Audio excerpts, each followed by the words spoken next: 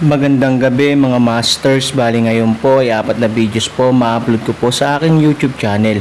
Tama nga mga masters, 4 na videos nga po ang ma-upload ko po. Yon, what's up mga masters, nandito na naman tayo sa panibagong araw, panibagong kabanata na naman ang pagsasama-samahan natin ngayon guys.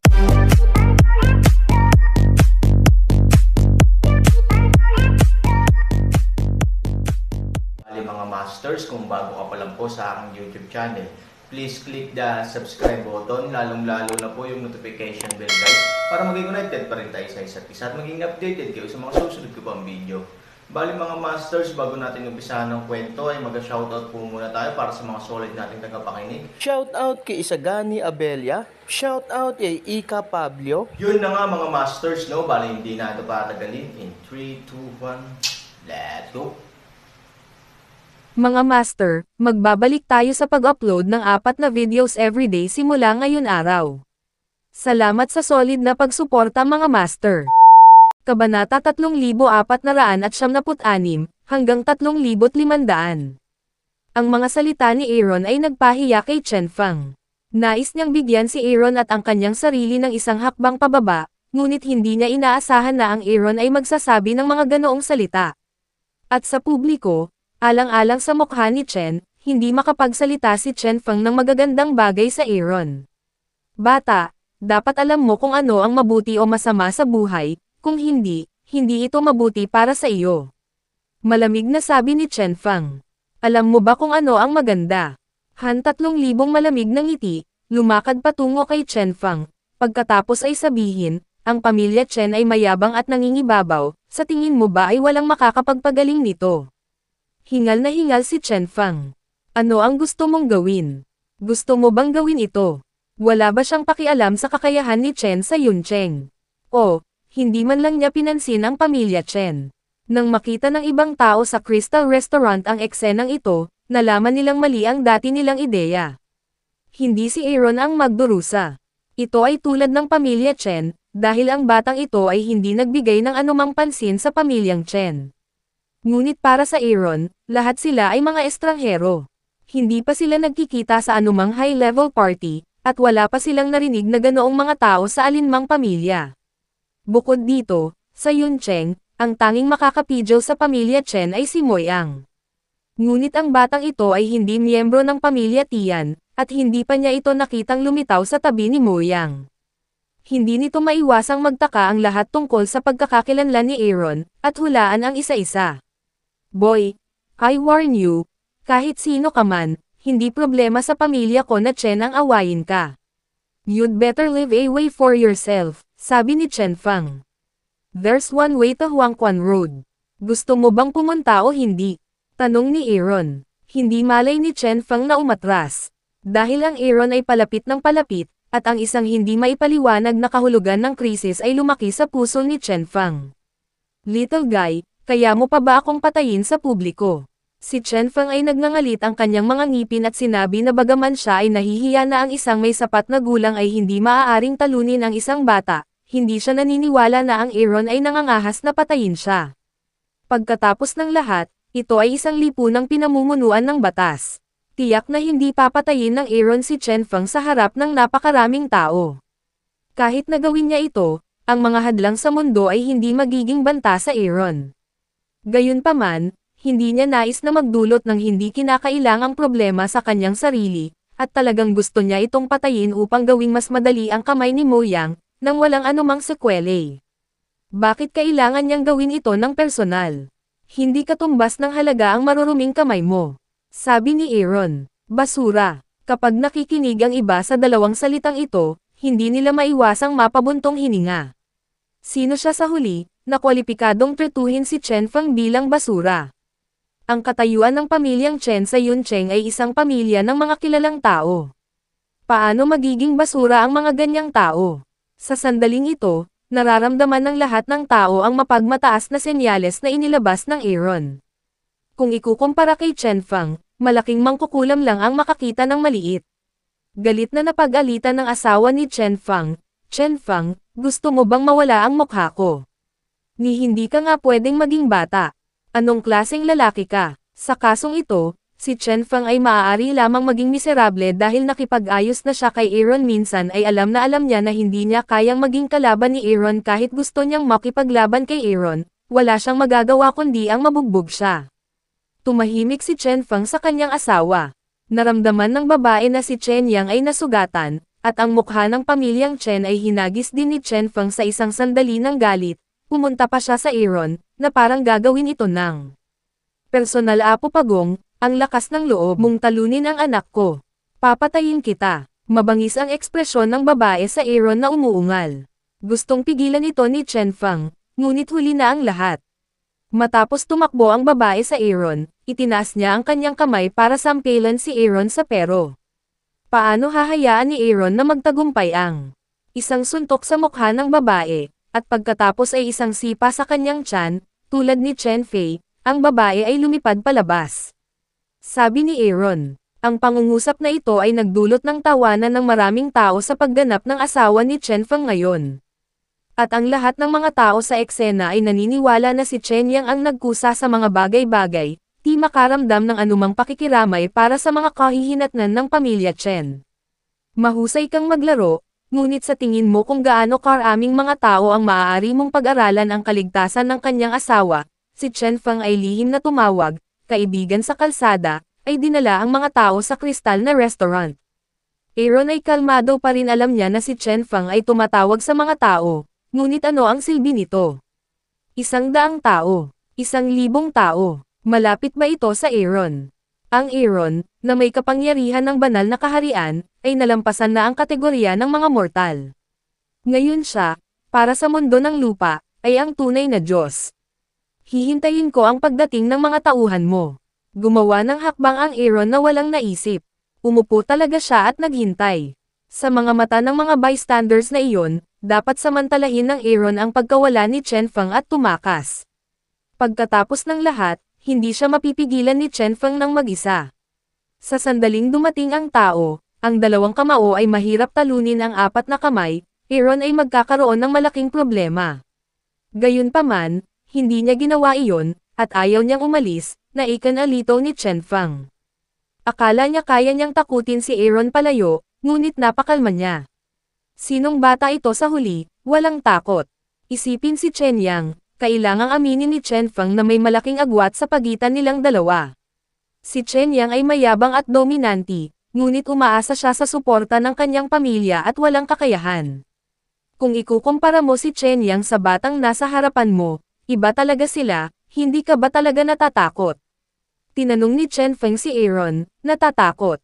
Nakataas ang bibig ni Aaron, na nagpapakita ng napaka-relax ng ngiti. Sinabi, subukan mong hayaang lumitaw si Mo Yang, hindi ako matatakot sa kanya. Ang pangungusap na ito ay nagpapatibok ng puso ni Chen Feng. Siyempre, hindi siya kwalipikadong hayaang lumabas si Mo Yang.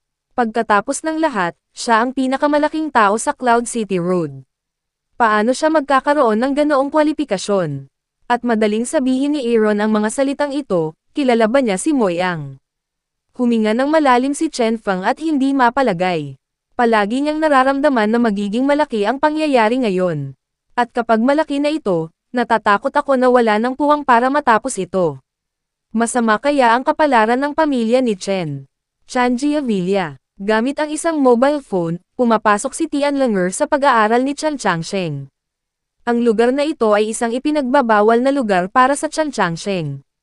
Walang sino man sa mga Tians ang nang-ahas na abalahin ito.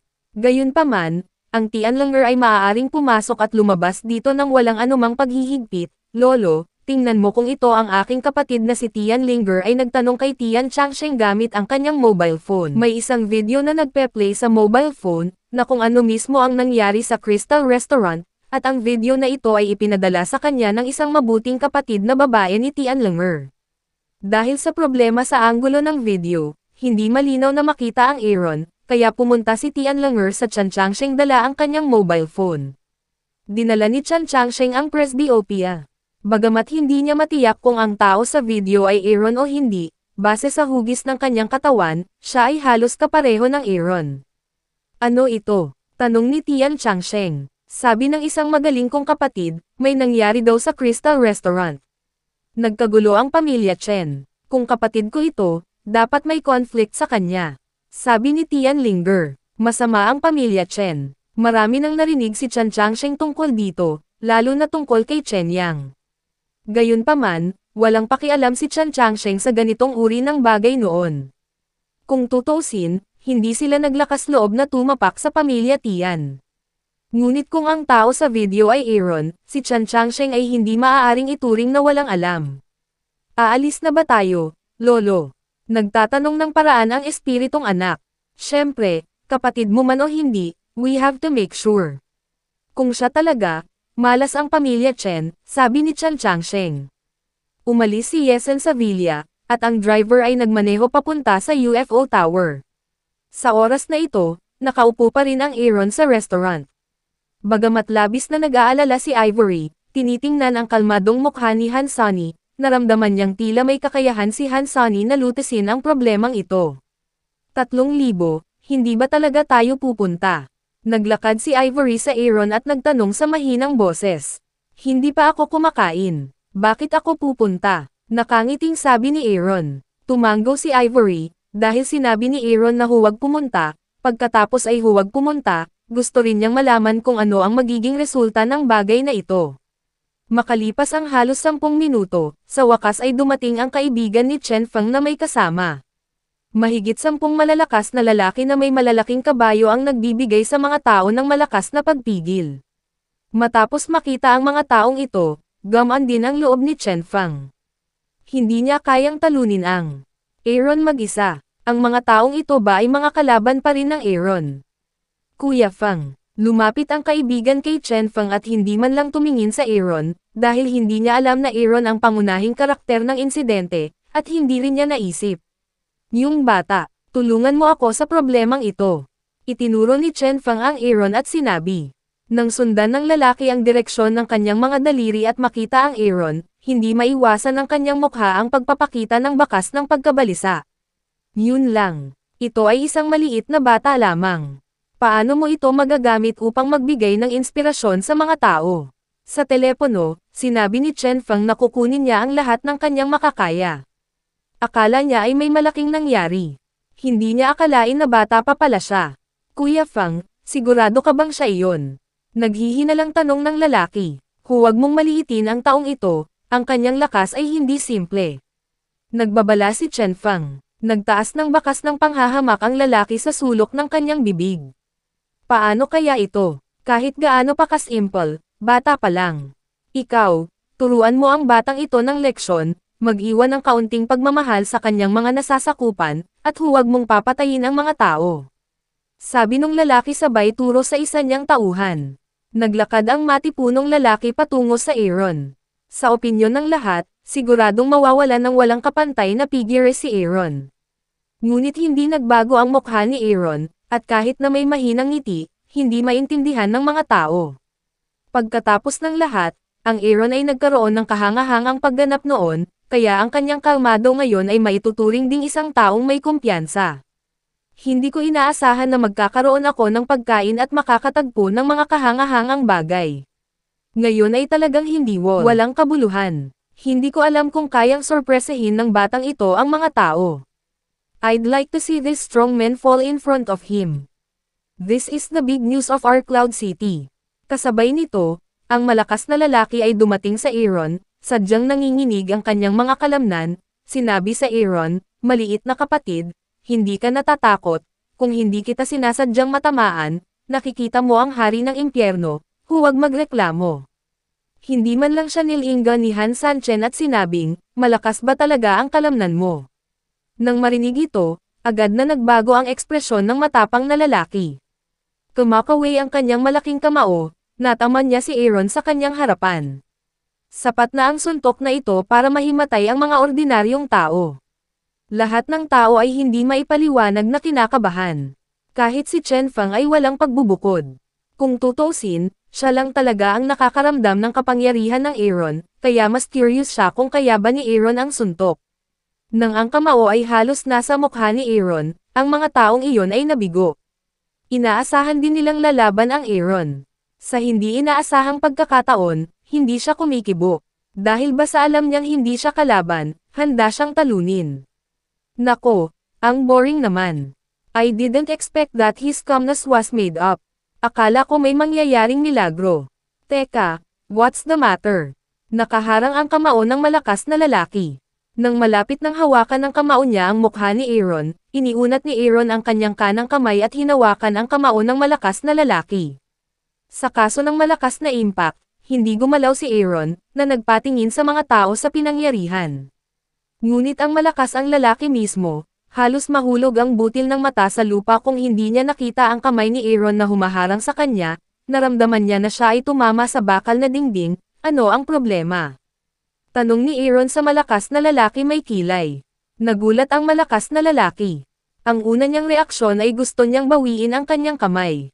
Ngunit nang bawiin niya iyon ay nakita niyang hawak siya ni Aaron at hindi makagalaw man lang. Ikaw? Anong halimaw ka? Ang malakas na lalaki ay nagtanong na may malaking pagbabago sa ekspresyon. Bakit hindi mo itanong sarili mo kung anong uri ka ng basura? Sabi ni Aaron sa sumunod na eksena. Lahat ng nasa eksena ay huminga ng malamig. Tingnan ang Aaron na tumayo, ang malakas na lalaki na si Bang ay lumuhad sa lupa, at ang kanyang pulso, ay halatang nagpakita ng kakaibang liko, na parang biglang nabali. Pinagpapawisan ng malamig ang noo ng malakas na lalaki, pinilit niyang huwag umiyak kay Aaron. Ikaw. Bitawan mo ako. Siyempre, Han 3,000, biglang pilit ang kamay, pakinggan mo lang ang isang click. Hindi na napigilan ng malakas na lalaki, sumigaw sa sakit. Ang eksenang ito ay nagpaparamdam sa maraming tao. Alam nila na direktang binasag ng Aaron ang pulso ng malakas na lalaki. Paano makikita ang gayong kamangha-manghang lakas sa isang bata? Sa wakas ay inalis na ng kaibigang si Chen Fang ang kanyang paghamak kay Aaron. Kuya Fang, sino ang batang ito? Huminga ng malalim si Chen Fang. Bagamat ang ending ay medyo hindi inaasahan para sa kanya, ito ay may isang uri ng makatwirang pakiramdam, hindi ko alam, ngunit pakiramdam ko na ang kanyang background ay hindi simple. Yun na nga mga masters, no? Bali panibagong kabanata na naman yung natapos natin ngayong gabi. Muli, maraming salamat po talaga sa walang sawang suporta po sa aking YouTube channel na talagang inaabangan nyo po ang bawat upload ko po. Bali mga masters, magkita-kita ulit po tayo bukas ng gabi at ngayon po ay magpapaalam po muna tayo. Bali mga masters, bye-bye!